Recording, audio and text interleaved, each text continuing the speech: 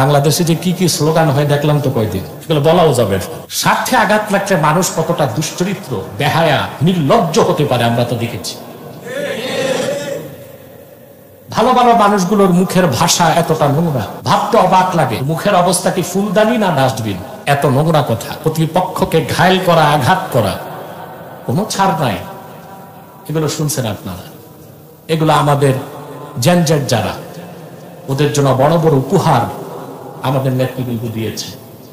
2025 সালে বিপ্লব পরবর্তী সময়ে তরুণ সমাজের জন্য যে উৎকৃষ্ট উৎকৃষ্ট না নিকৃষ্ট বাক্য বাণী ছাড়া হয়েছে বাংলাদেশে, রাজনীতির অঙ্গন দুর্গন্ধে ভরে গেছে।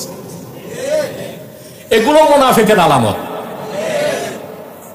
কেউ কাউকে সমালোচনা করলে গঠনমূলক সমালোচনা হতে পারে, কিন্তু কার বাবা কালা চলছে, কার মা কি করছে, কোন নেতা কয়টা বদমাশি করছে, কে কতবার চুরি করছে, এসব তো রাজনৈতিক ভাষা হতে পারে না।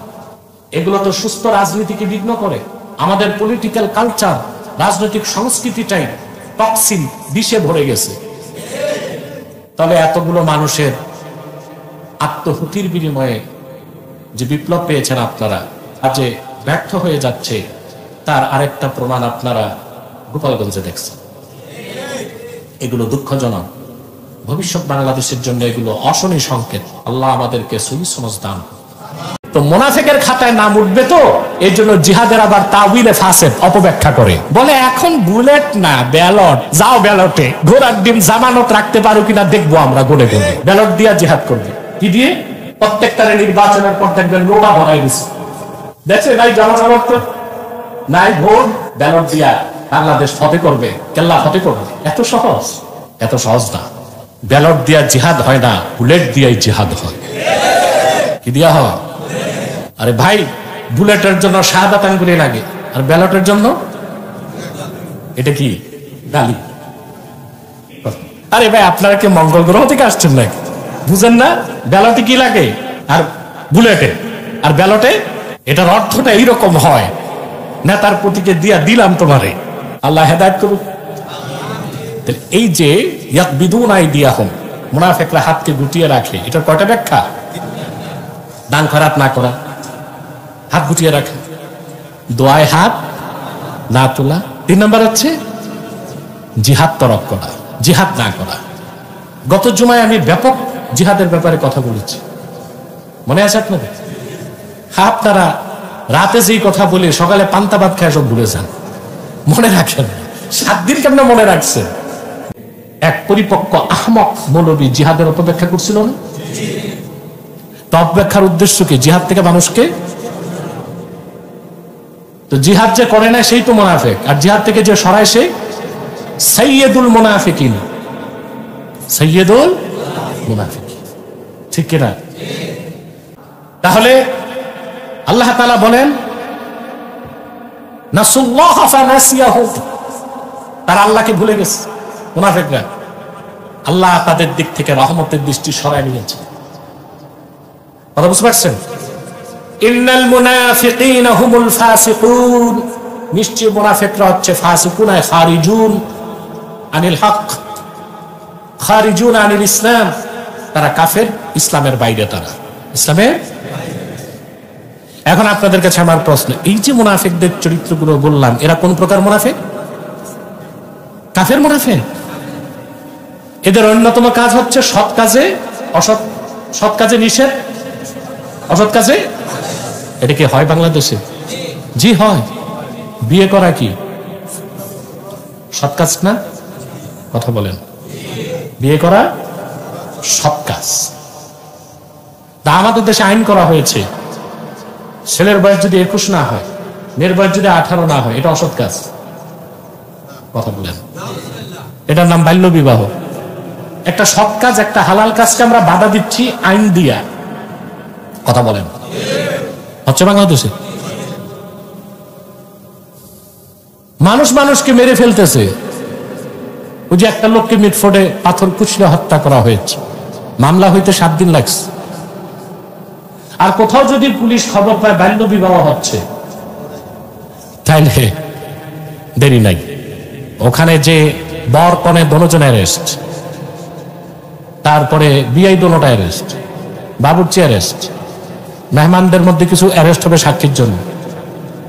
যে ঘটক যেটা বগলে খাতা মাথায় ছাতা, এটা আগে অ্যারেস্ট।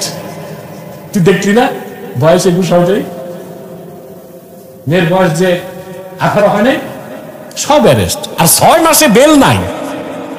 একটা হালাল কাজ, জায়েজ কাজ, সৎ কাজ শুধু বয়সের বেড়া জালে বাধা দেওয়া হচ্ছে, অসৎ বলা হচ্ছে, হারাম করা হচ্ছে। অথচ বাংলাদেশের সংবিধানে কোন যুবক যুবতী বিবাহ বহির্ভূত যদি সম্পর্ক করে দৈহিক, উভয়ে রাজি থাকে। বুঝু বলে না, মিয়া বিবি রাজি ক্যা করেগা কাজী, ছেলে মেয়ে দুইটাই রাজি। ফষ্টি নষ্টি করে, বদমাশি করে, ওইটা অসৎ কাজ না, ওইটা করতেই পারে বাচ্চা মানুষ, বয়স যাই থাক। তাহলে অসৎ কাজে আদেশ করা হচ্ছে, সৎ কাজে বাধা দেওয়া হচ্ছে। এটা কাদের কাজ? কোন মুনাফিক? কাফের। তথাকথিত সুশীল সমাজ, শিক্ষিত বুদ্ধিজীবীরা আলেমদের ভাষাই তো বুঝে না। আর বুঝে না বলেই মাঝে মধ্যে আমাদেরকে গরম হতে হয়। কারণ যার কান ভালো, দেমাগ ভালো, তারে আস্তে কথা বললে শুনে, আর যে বয়রা তাকে। তো এদেরকে যেভাবেই বলি তারা বুঝতে চায় না। আর না বুঝলে যা করতে হয় সেই শিক্ষা আল্লাহ আমাদেরকে দিয়েই রেখেছেন, আলহামদুলিল্লাহ। আমরা কি বলি? আমরা এটা বলি না বিজ্ঞান শেখানো যাবে না, প্রযুক্তি শেখানো যাবে না। আমরা এমন বিজ্ঞানী চাই যে ব্যক্তি তাওহীদবাদী হবে, রাসূল করিম সাল্লাল্লাহু আলাইহি ওয়াসাল্লামের রিসালাতে বিশ্বাসী হবে, নামাজি হবে এবং বিশ্ববিখ্যাত বিজ্ঞানী হবে। আমরা এইরকম বিজ্ঞানী চাই। আমরা এরকম বিজ্ঞানী দেখতে চাই না যারা 2 পাতা বিজ্ঞান বই পড়ে পরকাল অস্বীকার করবে, বিবর্তনবাদকে বিশ্বাস করবে, ভোগবাদে বিশ্বাসী হবে এবং ইসলামকে চ্যালেঞ্জ করতে চাইবে। আপনি বিজ্ঞান, দর্শন, প্রযুক্তি যত বিদ্যা আছে শিখুন, কোনো বাধা নাই। কিন্তু ওমা সিওয়া যালিকা ফাহুয়া ফাদলুন, হাদিসে যেটা বলা হয়েছে 3 ইলমের বাইরে যা সব অতিরিক্ত। সেটা যদি উপকারী হয় আপনি শিখতে পারবেন। আর যদি সেটা আপনার ঈমান আকীদা নষ্ট করতে পারে, ঈমান আকীদা নষ্ট করবে, আপনার আখিরাতকে নষ্ট করবে, আপনার মধ্যে শিরক ও কুফরকে জাগ্রত করবে, ওই রকম শিক্ষা অর্জন করা হারাম এবং নাজায়েজ। ওই রকম ইলম থেকে আল্লাহর কাছে পানাহ চাওয়ার কথা বলা হয়েছে। হাদিসে এসেছে আউযু বিকা মিন ইলমিন লা ইয়ানফা, আল্লাহ আমি সেই ইলম থেকে তোমার কাছে পানাহ চাই যে ইলম কোনো উপকার দেয় না, কোনো উপকার করে না, কোনো উপকার দিতে পারে না। তাহলে ইলমের মূল হচ্ছে আয়াতে মুহকামা আর সুন্নাতে মুস্তাকিমা।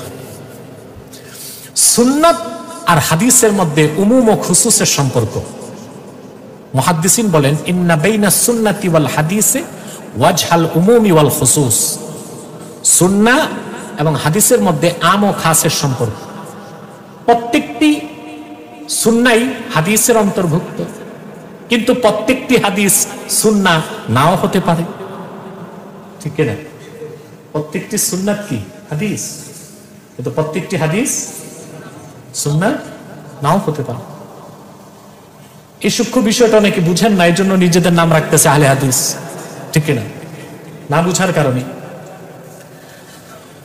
তো আপনি যখন আহলে সুন্নাত হবেন তা আপনি আহলে হাদিস হতেই হবে, কিন্তু আপনি যখন আহলে হাদিস হবেন তখন হয়তো অনেক সুন্নাত আপনাকে বাদ দিতে হতে পারে। কথা বুঝতেছেন? রাসূল করিম সাল্লাল্লাহু আলাইহি সাল্লামের হাদিসকে বাদ দিলে ইসলামের অস্তিত্ব খুঁজে পাওয়া যাবে।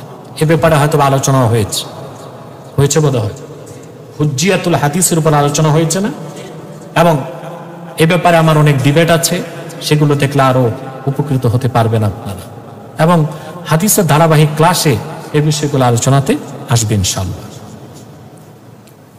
এখন জাগতিক ইলম, ওই যে অতিরিক্ত বিজ্ঞান দর্শন, সেটা যে শিখে অর্জন করে তাকে কখনো আলেম বলা হবে না।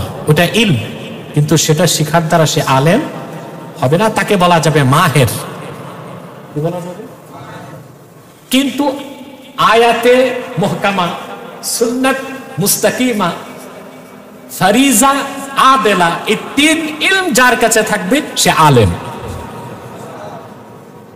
আর এই 3-এর বাইরে যে ইলম অতিরিক্ত, সেটা বিজ্ঞান হোক, দর্শন হোক, প্রযুক্তি হোক, যাই হোক, ওটা ইলম হলেও ওই ব্যক্তিকে কখনো আলেম বলা হবে, তাকে বলা যেতে পারে কি মাহের, অভিজ্ঞ। সে একটা বিদ্যায় অভিজ্ঞ। বা তার আলাদা নাম হবে তাবিব, নয় মুহান্দিস, ইঞ্জিনিয়ার, ডাক্তার, এরকম ভিন্ন ভিন্ন নাম তার হতে পারে, কিন্তু তাকে আলেম বলার কোনো সুযোগ নাই। কারণ ইলম হচ্ছে আল্লাহর পক্ষ থেকে আগত একটি নূর, আর এই ইলমের নূরের সম্পর্ক হচ্ছে ঈমানের সাথে। কিসের সাথে? ঈমানদারকে আল্লাহ তাআলা যখন ইলম দান করেন, তখন তার মর্যাদা, তার মর্তাবা আল্লাহর ফেরেশতার চেয়েও অনেক বেশি বেড়ে যায়।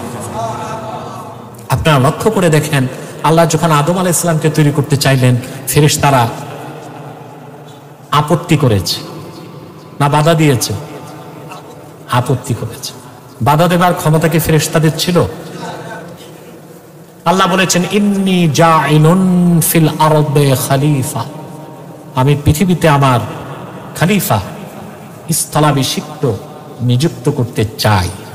ফেরেশতারা বলেছেন, আতাজআলু ফিহা মান ইউফসিদু ফিহা ওয়া ইয়াসফিকু আদ-দিমা আই আতুরিদু আন তাখলুকা খালিকাতান, তুমি কি এমন কোন সৃষ্টি বানাতে চাও আল্লাহ, যারা পৃথিবীতে ফাসাদ করবে, রক্তপাত ঘটাবে, বিশৃঙ্খলা করবে? আমরা তো তোমার তাসবিহ পাঠ করছি, পবিত্রতা ঘোষণা করছি। আল্লাহ পাক তাদেরকে একটা কথা বলে স্তব্ধ করায় দিলেন, ইন্নী আ'লামু মা লা তা'লামুন, আমি যা জানি তোমরা তা জানো না। তারপরে আল্লাহ তাআলা আদম সৃষ্টি শুরু করলেন। ফেরেশতারা সমালোচনায় লিপ্ত হলো। কার বিরুদ্ধে? আদমের বিরুদ্ধে। মানুষ অস্তিত্বে আসার আগে সমালোচনার পাত্র হয়েছে, আর আমরা সেই মানুষ কিনা সমালোচনার ভয়তে হক কথা বলা থেকে বিরত থাকি। এই দেশে পীর মাশায়েখ মৌলভী সাহেব কম আছে নাকি? কেউ খানকা নিয়ে ব্যস্ত, কেউ তার মাদ্রাসা নিয়ে ব্যস্ত, কেউ তার মুরিদ নিয়ে ব্যস্ত। ব্যস্ততা নিজকে নিয়ে।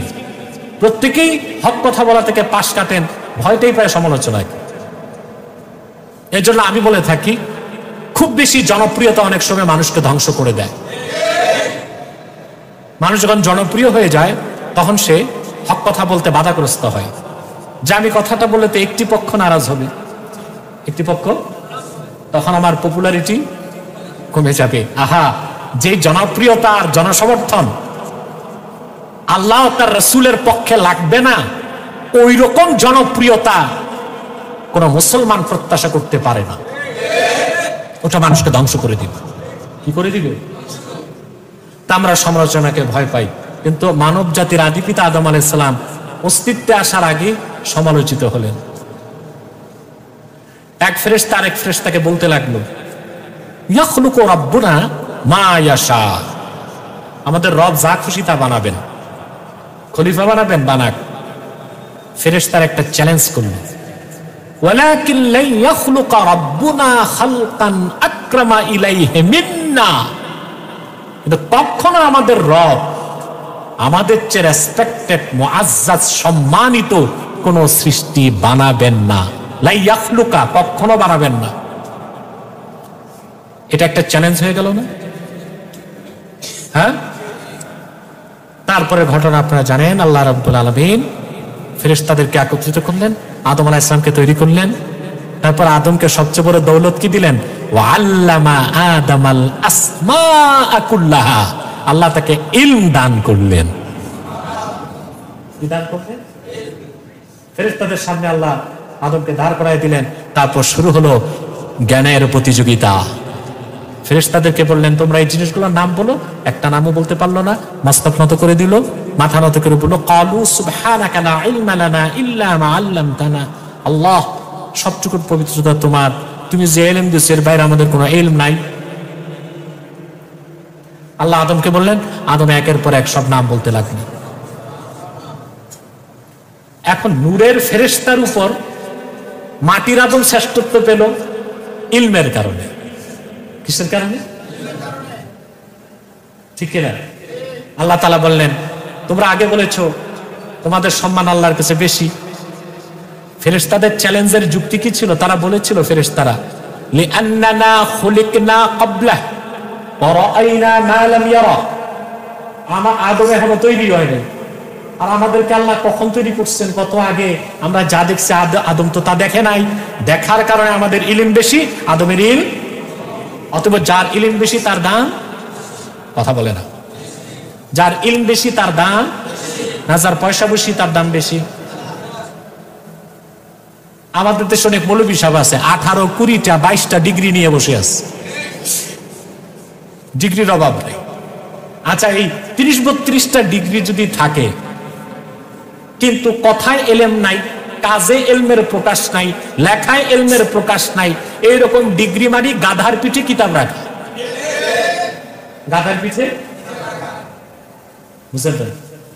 লাইব্রেরির কিতাবগুলো যদি গাধার পিঠে রাখেন, গাধা হাতে, গাধার পিঠে তো কিতাব আছে কিন্তু হবেটা কি? গাধা তো গাধা, ও তো কিতাব পড়তে পারে না, পারে? অতএব এই বেহুদা অনর্থক ডিগ্রিগুলো নিয়ে কাজে না লাগানো। ইলম পাওয়া এক জিনিস, ডিগ্রি নেওয়া ভিন্ন জিনিস। হ্যাঁ, একটা সীমা পর্যন্ত আপনার ডিগ্রি দরকার আছে পৃথিবীতে আপনাকে প্রতিষ্ঠিত হওয়ার জন্য, কিন্তু সেটাই মূল নয়। সেটা কি মূল? তারপরে আল্লাহ সুবহানাহু ওয়া তাআলা ফেরেশতাদের যুক্তিতে এখন পরীক্ষায় এলেম কার বেশি প্রমাণ হলো? আল্লাহ বলেন উসজুদু লি আদামা ফাসাজাদু ইল্লা ইবলিস।